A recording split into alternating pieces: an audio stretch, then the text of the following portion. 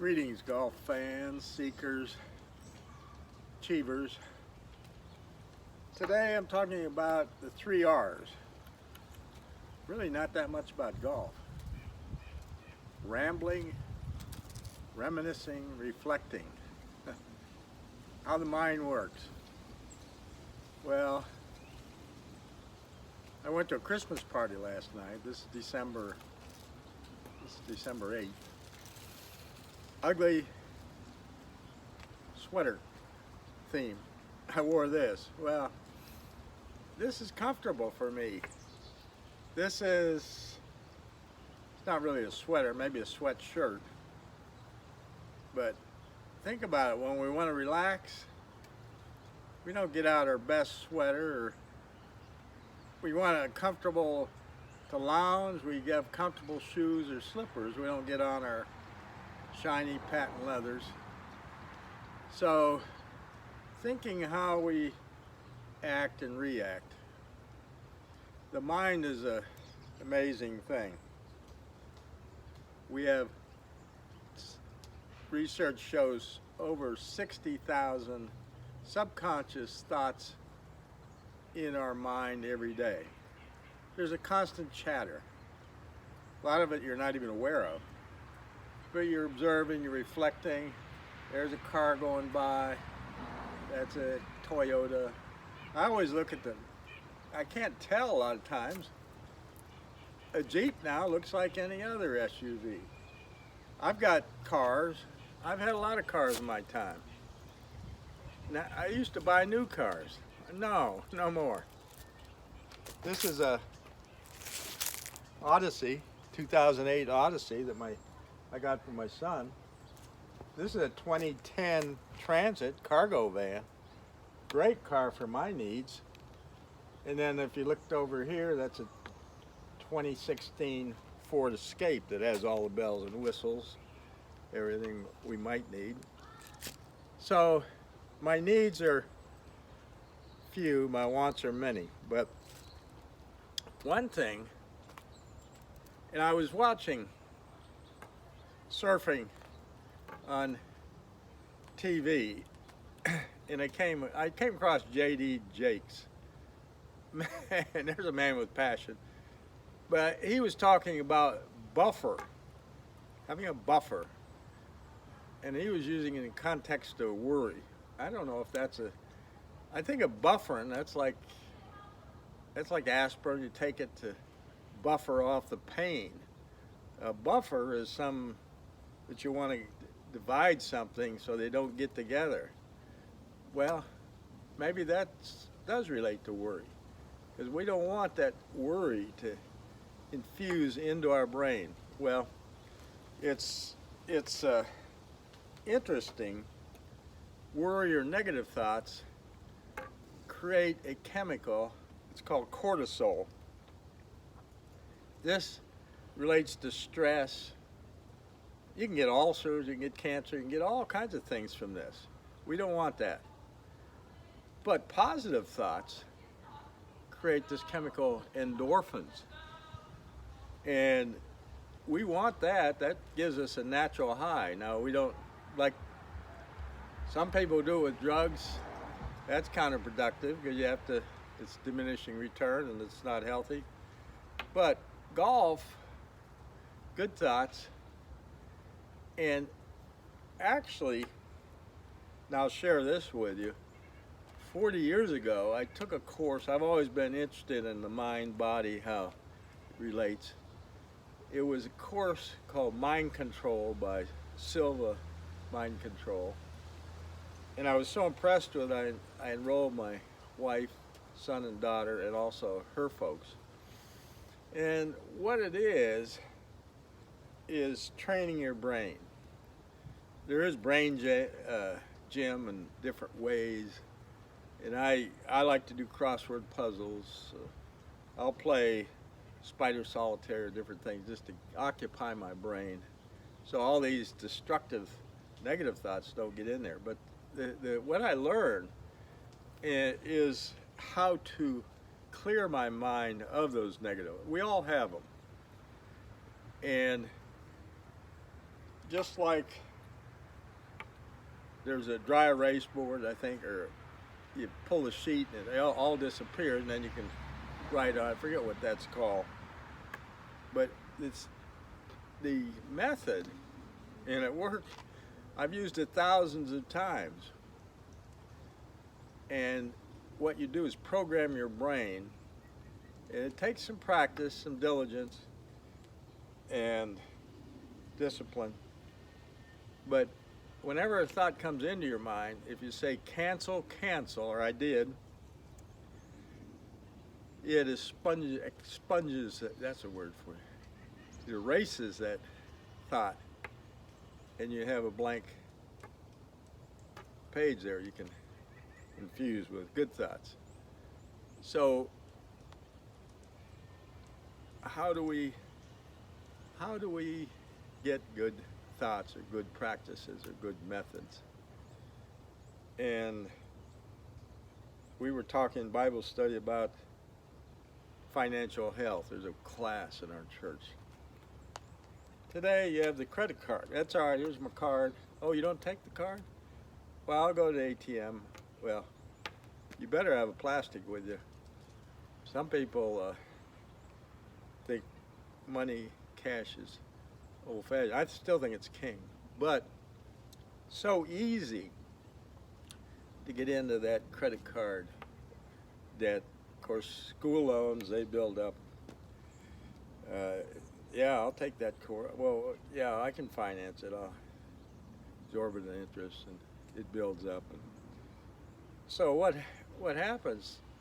Now you got to have some discipline to pay it off, and it can be done, but you didn't have that discipline when you used it, so that's a problem, changing your behavioral pattern. And that's what golf instruction is all about, because we get into bad habits, bad behaviors. We don't mean to, but we have the over the top, the jerking, the moving, the dance. Well, keeping it simple, straight, and that's what, golf is simple. It's not easy, everybody do it. So my message this holiday season is to just keep it simple. You know, we celebrate, but really it's not about materialism, packages. It's about relationships. The 3 F's: faith, family, and what's the other one? Faith, family, and friends. Here's my friends. I have a lot of friends. And communicate, keep in touch, make a little extra effort. I've been thinking about you, George. How you been? Or what's happening? Tell me about this cell phone, which I'm videoing on, is so amazing. And I just got my wife and son a smartphone. My son had no phone. My wife had a flip phone, but she's gradually changing over. Now she just wants to talk and communicate. She has a laptop for emails, but she's an old-fashioned girl, and I'd like her to stay that way. But still, she drives her Ford Escape, and she's somewhat familiar with all the bells and whistles. A lot of them aren't needed. I wish I had roll-down windows. I wish I had vent windows. I could get some good air, natural air. No, they don't do that anymore. I wish I had the dial radio. No, you got to punch in. You got to find it. There's a lot of things have changed. But change is good. Jay, I'm 84, and a lot of my contemporaries don't like change. They want to stay with the flip phone. They don't want to travel or go out of their 20-mile radius. And that's comfort. And we have cognitive dissonance. I talked about that. We're locked in a box. So we don't want to go over here or over here. We want to be right here where we're comfortable. And there's some things to be said for that, but it denotes inflexibility. Talk about inflexibility.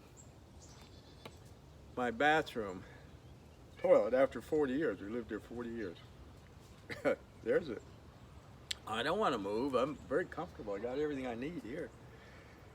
I've moved a dozen times or more, but this is it. I love it here, Atlanta. The weather. This is nice. 58 degrees. I can. Little ugly sweater. I'm good. So, the bath toilet won't shut off. Well, it's shut off underneath. So I do some research. It needs a new flapper. The flapper was just deteriorated. But a relief valve. Maybe you know what it looks like. I knew it was in there. I didn't know how to operate. So I got one. It was like $22. But I called plumbing service. It was highly recommended to come out and give me an estimate. Let me know what I was doing. That's what he said. I need to rebuild. Well, $225. Wait a minute. I was born in the morning, but it wasn't yesterday morning. I can probably get a whole new toilet for that. So I went to plumbing supply, $22. I got new flappers, about $7. I put that on. Well, to put that on, I had to crawl between the tub and down there, and I had to do it with my left hand, and I got it in a contorted. Well, you guessed it, I sprained my back. So I have no flexibility anyway, but now it's even less than zero. So I generally hit balls on Sunday. Well, I might still go up and chip and putt. I can still do a little minimalistic move of this. That's all I need. So touch and feel, two things in golf, distance and direction. Short game, you better have distance control. You won't miss the hole by a couple feet or more unless there's a big break. But you can easily be 6 feet short or 8 feet long. And Matt Gray did some stats and some research on make putts from 3 foot. The pros, they're making about 98%. And I've seen them miss 3-footers, but maybe there's a lot of break. I think Bernard Langer at the Ryder Cup, War by the Sea, Key West. I think of Doug Sanders. There's a bunch of them that miss short putts for a title. So a 3-foot putt costs as much as a 300-yard drive, so it's a stroke. So we want to be efficient. I look at the long shots, driver, fairway woods, middle irons, hybrids. These are advancement shots. We have a football-sized field to hit it into, about 52 yards wide. Short grab, that's all we want. We can be to the right, left, center. Doesn't matter generally unless it's a big dog leg. But then we get within 150 and certainly 100. Then this is the approach area. And the dispersion pattern narrows down. We don't have 52 yards. We don't even have 50 feet. Well, maybe 50 feet. But we want to be within 30 feet of the cup. So dividing the green in quadrants, so you have an upper left quadrant, upper right quadrant, lower right quadrant, lower left. Generally, if you put it in the middle of the green, you won't have over a 30-foot putt. And most generally you can get up and down too. But after you get over 30 feet, you're in 3-putt city. So if it's up in the upper left and you don't have a bunker of water, then maybe you want to hit a little draw in there or try to aim for that section. And you got to, inside 10 feet, you got a good chance for a birdie. So this is all relative stuff. It's kind of common sense, not rocket science. So we want to be efficient. And we want to rule out negative thoughts for sure. So don't think of that elephant in the room. You know, that comes to your mind. Go water to the left. Think of the positive. Visualize. Visualization, we're all visual. And, you know, Steve Walters, he says he's visual. I can appreciate that. All of us are to some extent. So you see Jason Day, he'll narrow his eyes down and just try to visualize that shot. Jack Nicklaus, he ran an 8mm movie camera through his mind. Back then they didn't have electronics, all digital, but it worked very well for him. So we want to visualize, and if you program that into your amazing computer mind, and you can duplicate that, wow, that's pure satisfaction. Now I would have been satisfied if I tried to put that relief valve in, and I think there's I have to tighten it on the inside. Well, with my back, I've got Carlos coming tomorrow, handyman. He can do just about anything, and he'll bail me out. There's always a solution. You have to look to the experts that do this 5 days a week. Me, I do it once every 40 years maybe.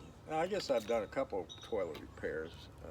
Used to be you just bend the whatchamadig, thingamabob, what do you call it? But now it's more sophisticated, and I guess that's good. But progress, we're in the modern era, and it would be nice to go back 100 years. I was raised in the country, 52 in my hometown, 18 in my graduating class. A simpler time, stick shift, but we have to evolve and adapt. And that's my message for today. Thanks for listening. I hope you got some good out of this. Comment, certainly subscribe if you can. Cheers.